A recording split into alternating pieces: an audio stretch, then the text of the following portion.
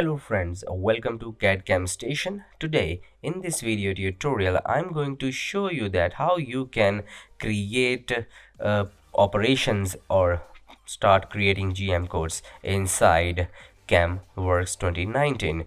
So without wasting any time, let's get started. So here I'm gonna uh, tell you that you have to watch previous video where I have told you or teach you about mill setup, stock management, coordinate system. So this will make more sense if you watch those videos before. First, then once you go to the CamWorks 2019 section, you will find this setup here. As you can see, under the drop down list you will find mill setup. So once you click on it, you will see a little red arrow with a green circle around it. That means the tool is going to be come from that direction.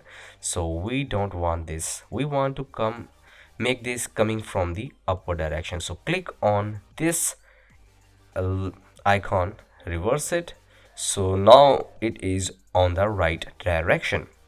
So now the tool is coming from this direction, which we want. So once you are happy with the direction of your tool, you can click on OK. So far, so good. So as you can see here, under the CamWorks feature tree, you will just create a mill part setup here. So this is not the end. Under the mill part setup, you have to click on multi-surface feature, but you have other two features as well, 2.5 and part perimeter feature. But let me tell you that most of the time you will working with the multi-surface feature. Under the 2.5 axis feature, there are features comes like bore, hole, pockets, etc.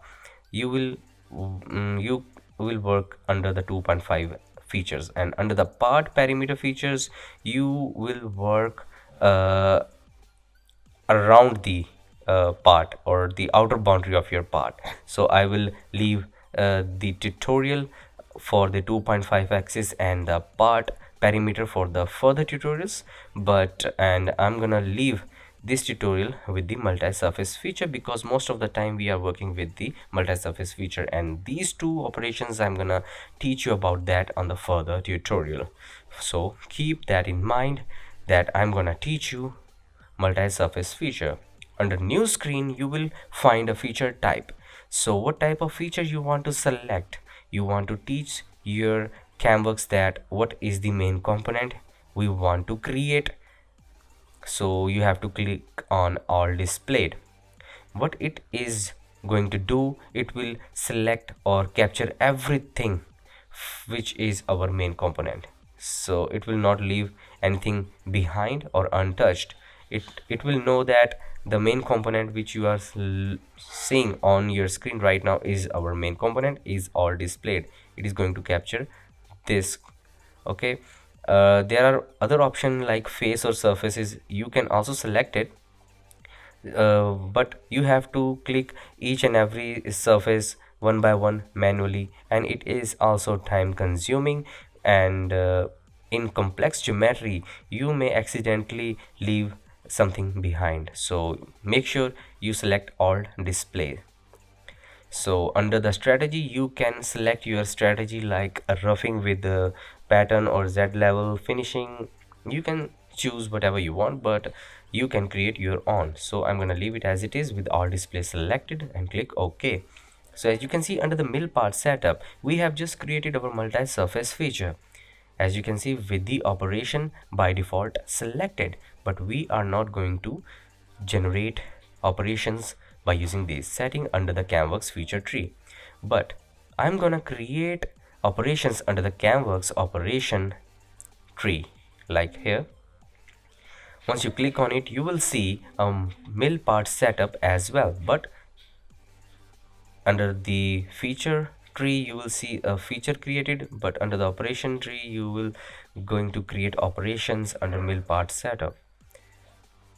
Once you click on it, you will see nothing, but here under the feature you will see feature, but under the operation you have to create operation in order to see those.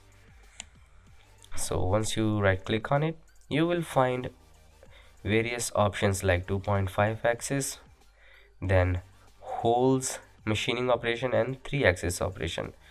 As you can see in our example we are using here, we have curved surface, so for this 3-axis mill operation is going to work. So area clearance, that means roughing operation. Once you click on it, it will give you a next screen where you will find numbers of tools which you can choose and start operation on your main component. You can also select whatever the tool you want and change it on the next window, but in this I'm gonna select the tool, and then this is the multi-surface feature which we have created under the feature tree. So you can select it. You can also create as many features as you can, but it will also show all the features will be displayed under this section. So you can select or you can create here the feature like this. You can create multiple copies of it and it will automatically displayed under that section of feature here, but we need only one, so I'm gonna use this one as it is and I'm gonna click OK.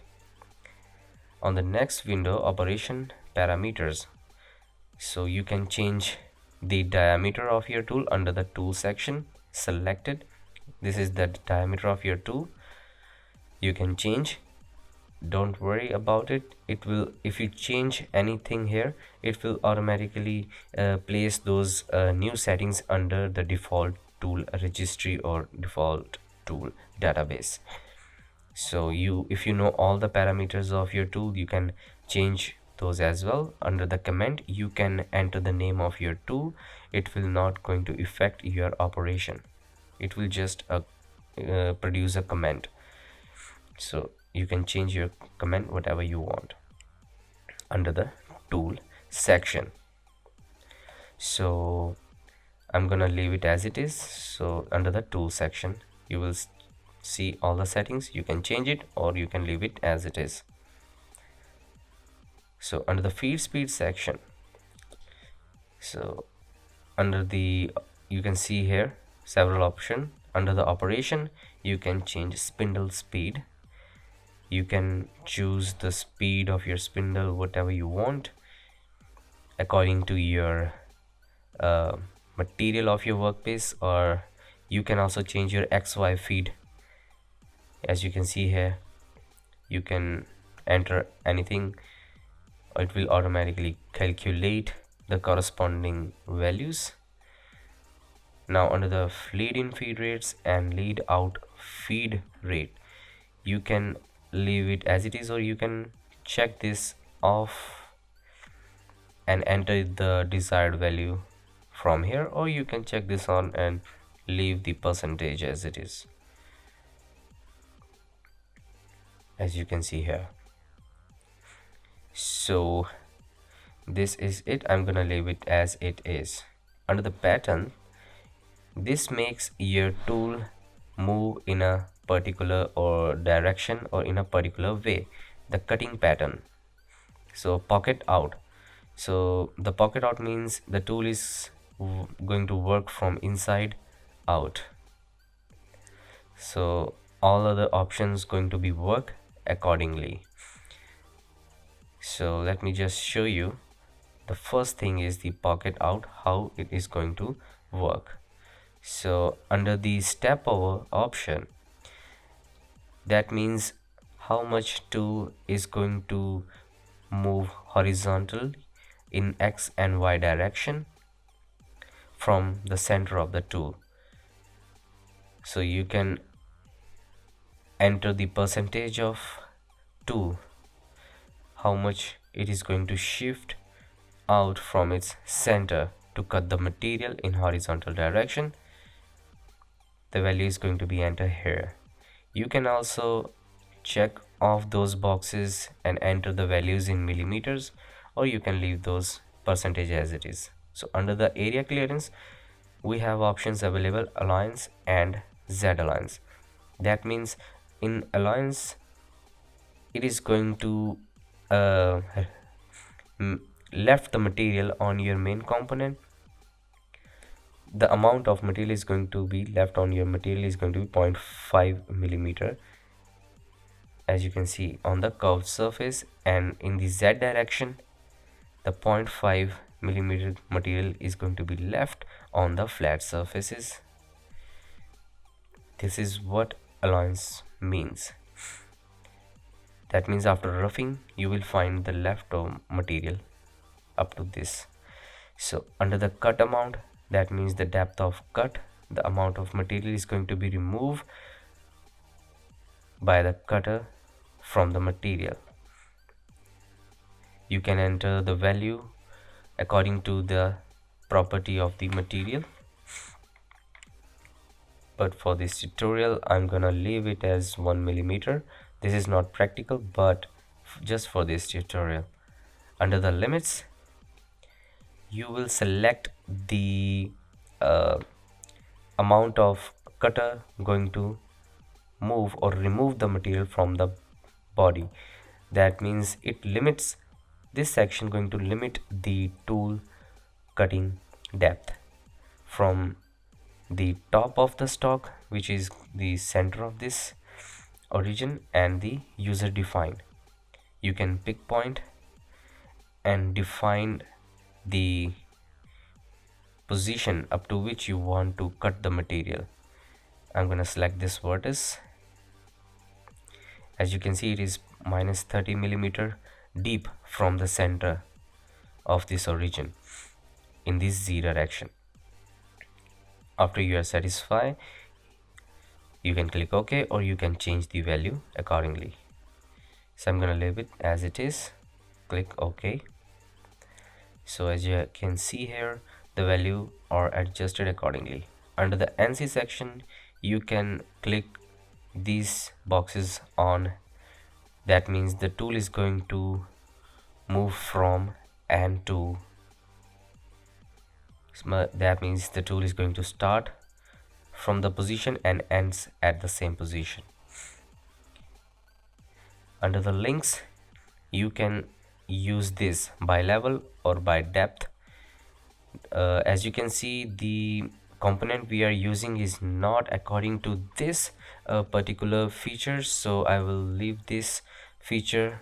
I will explain this feature in another video, so this is not possible to show the perfect example of this on this object, so you will not be able to find this out clearly.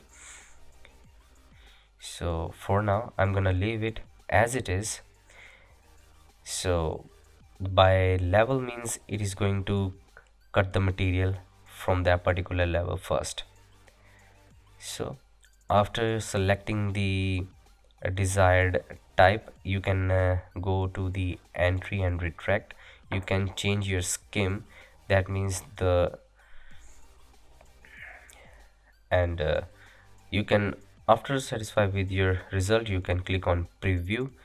You can check the generated tool path. As you can see, the tool path is just created within the limits, and if you are not happy, you can change the parameters, or else you can click OK and get ready to create your GM codes. So as you can see here, under the area clearance, we have material still to be removed. So if you want to verify your tool path, you can actually verify your tool path which you have just created here. And how you can do that? In order to do that, to verify your tool path, you can go to your tool path and right click on it and click on simulate tool path. As you can see here, you just see the block. Increase the speed of your animation or decrease it as per your requirement and click the play button. So as you can see here, this is the example of pocket out motion. The tool starts from inside and moving outwards.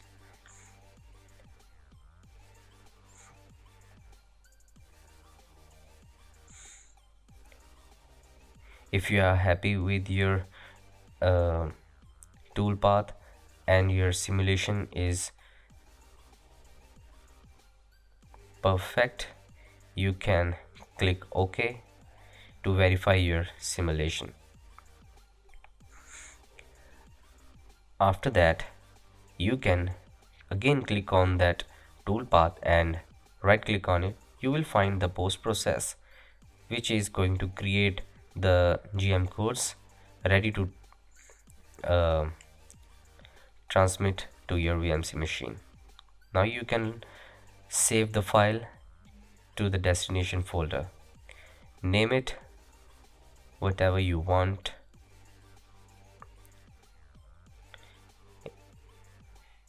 And one more thing, under the save as type, you can select the extension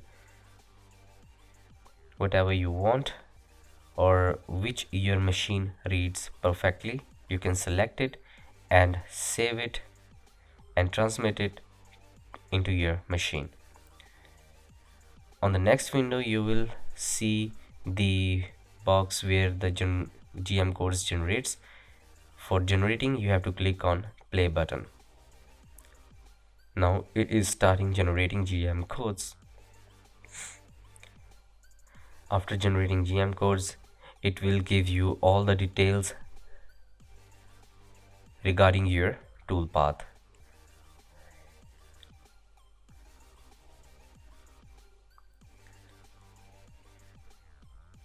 Now as you can see here, at the end of toolpath, it will give you the details like the post processor we have used, the tool diameter, everything is given at the end of the tool path which we have created. You can also see the estimated time. It will increase or decrease as per the material you are working with. So as you can see here, this is just the estimated time. It will be changed by increasing the RPM, feeds and everything. So here is the file which is ready to transmit into your machine.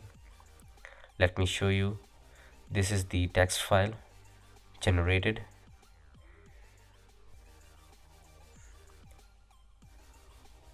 So I hope you enjoyed this video tutorial.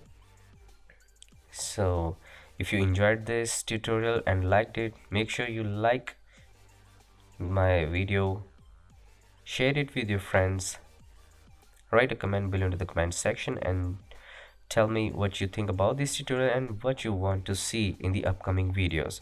And also don't forget to subscribe and hit the bell icon. You are watching CADCAM Station, signing out for now.